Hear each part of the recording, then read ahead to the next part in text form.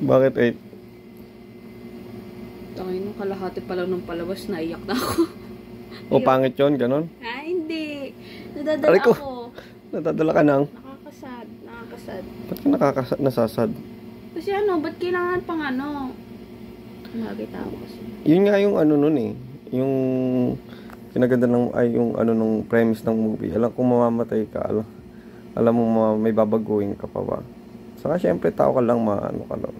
Nakakalangkot. Pero ako personally, I don't like the movie. Kasi walang zombies! Kasi nung niyaya kitang panoorin yung 3 weeks ago. I think mga a month ago na nga eh. Wala lang tayo kasi tayo para isang off. Okay. Sabi ko, rewind yung kila Marian, kila Dingdong. Si Gaga nag-expect ng zombie. Uy, ang ginagawa mo? Huwag ka mag-expect ng zombie. Eh, kila Marian yon. Oh, ano ba yung aray ko? Nakakainis ka lang. So, hindi mo marirate. Kasi, hindi marirate ko naman. Ano na yung rate mo? Kasi ang kritiko lang kasi, namatay si Marian. Mas maganda yon kung naging zombie siya. Gago. Or si Ding Dong Dantes naging... Pangit. And wala na. Naging zombie. Sinira mo na talaga yung momentum ko dun sa movie. May hangover pa ako eh. Sa movie. Tapos bigla ko tuloy naisip ko nga, pero what if naging zombie siya? Sinisira mo. Nasira mo na. Ang ganda-ganda ng movie eh. Nakakalungkot. Alam kung anong ikakaganda pa nung isa. Kung naging zombie si Sue? Mali. Sige, patatawarin ko na yung walang zombie. Tang-inang yan. What if yung Lods na kinakausap nila? Hindi ko mawari. Alien pala. No. Alien. Hindi ko maano yung Lods na yun. Alien invasion siya. Bigla mong nilito yung utak ko na si kamatayan. Kasi tignan mo nga naman. Para siyang, nakalimutan ko anong movie yun. Ganyan din ako ng movie na Yung sa Hercules. Anong sa Hercules? Hindi ganun yun. But anyway, kung si Lods, yung kala nating si Lods talaga. Yeah. Paano pala kung alien siya? Yun, magandang twist. Ito isipin natin. Gusto ko naman lantak. Ito, what if? What if? Yung Lods ikaw. Tapos wala ka na bukas. Di, kawawa ka. Gigil ako. No? Kawawa ka. Tatalsik ka. Diba? Kasi naman, lahat na lang binibigyan mo ng complication. Ano? Ano sabi mo kanina? Ba't ganun si Marian nakaganga? Malamang! Nakaano? Yung parang... Malamang, ba't ganun siya magulat? Bakit? Paano ka ba magulat? Sige, ikaw, paano ka nagulat? Deads na si Kuya Alan. Si Tito Alan. Kita mo kanyan.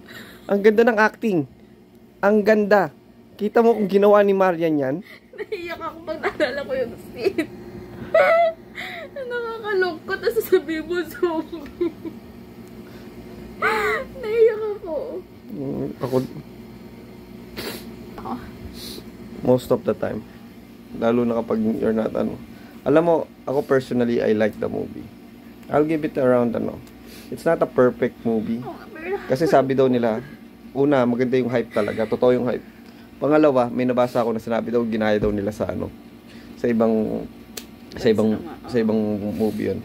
Which is, kung parehong-pareho yung movie na yun. Kasi hindi ko matandaan kung ano yun. Pero mayroon ding book na ganun. Parang same storyline daw. Pero yung alam ko yung parang pagkakahambing na gano'n ko, naalala ko sa libro, parang nag-iinuman sila ni Lord. Tapos binabago nila yung Anyway. So, kung parehong-pareho, I'll give it a lower score. So, mga 8, which is maganda pa rin naman kasi. Pero kung may pagkakaiba, ginawa nilang medyo Filipino naman settings or medyo Filipino twist. Anong klaseng twist ang gusto mo doon? Ay, Filipino flavor. Anong klaseng flavor? Ito, mag-suggest ka. Sige, mag-suggest ka. Kasi nga, anong klaseng Filipino flavor? Paano wala akong comparison kasi hindi ko napanood yung original. Hindi, dami mong learns. Comment ka ng comment, wala ka ng basis. So kung yun nga talagang original yung binago nila is hindi hambing na hambing. May mga binago silang mga bagay-bagay na nagpaganda mas maganda. I'll give it 9 kasi wala namang perfect movie. Ay, meron pala. Yun yung may mga zombie at alien apocalypse. Pero, but anyway, I'll rate it right now without judgment to dun sa original na pinagkuhanan. Yeah, without judgment. Huwag mo nang lagyan ng judgment kasi judgmental ka sa movie. Ina-judge ko nga sila dahil maski pa naman yung pagnanga ni Marian na rinudge mo. So, I'm gonna rate it around yun nga, mga 8. Sabi pa niya, yung si Marian nandun sa nakasalampak dun sa sabi, huwag mong hilahin. Alam niya yun. Ano?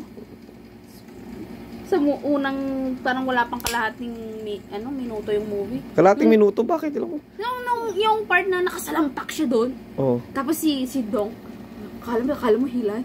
Si Gaga, sabi, huwag mong hilahin. Lahat na lang. Tapos sabi, ang pangit ng paa ni Marian. Ganda pa mo? Oo. Kita mo na ba pa ako? Nakatapansin. Huh? Pero, maganda yung movie. Kung, watch it. It's a very good movie. It's a very good movie. I like watching. It's a feel-good movie. It's gonna inspire you na don't take things for granted. You need to... Mismo, ba't kailangan pa kasing ganun yung ugali ni kailangan ganun yung ugali niya para matuloy yung pelikula. Parang kang papa mo ka. Hindi. Kung mabait siya, hindi siya kakausapin ni Lods para ka naman. Hindi, nakakasad yung nakakasad yung alin? Yung uso mo, nakasadsad. Ay, nako. Yung ko ikikisa. Ha? Nakasulog-sulog. Pero isa ganda nun, yung sa susunod na habang Gagi, nung kailan sobrang bait mo, tangin na mamamaalam ka na talaga, bullshit.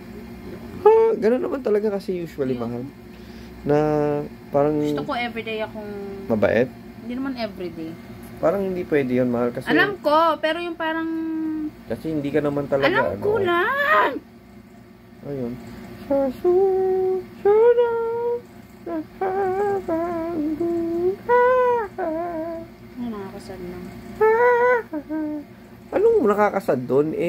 Nagkaroon nga ng full life si Marian na si Mary. Nagkaroon siya tawag dito na hindi niya nagawa, tumigil yung buhay niya. Tumigil yung Dong. kay John kasi tawag dito, naging nanay siya. Tapos after later part of their life, sila na later part of her life pala na nagawa niya pa rin yung gusto niyang gawin. She lived a full life. Tingnan mo sa dulo. Ay, sorry guys, walang spoiler. So, okay pa rin ako dun sa pelikula. Ay, ang dami na pala tayong spoiler, guys. So, yun. It's a good movie for me. It's a good movie. So, guys, ko lang kakategorize ko lang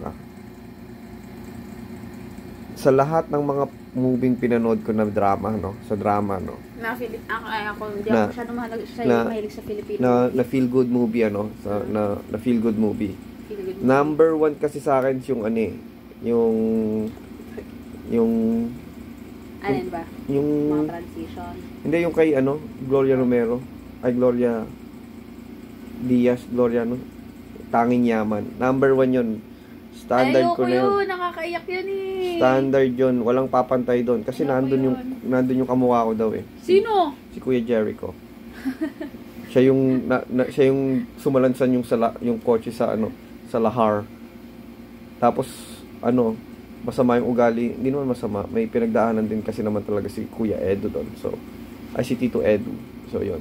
So munti ka na siyang pumantay doon, munti ka na pa nga siguro mga yung tanging yaman is number 10, 10.5 ganon. Grabe.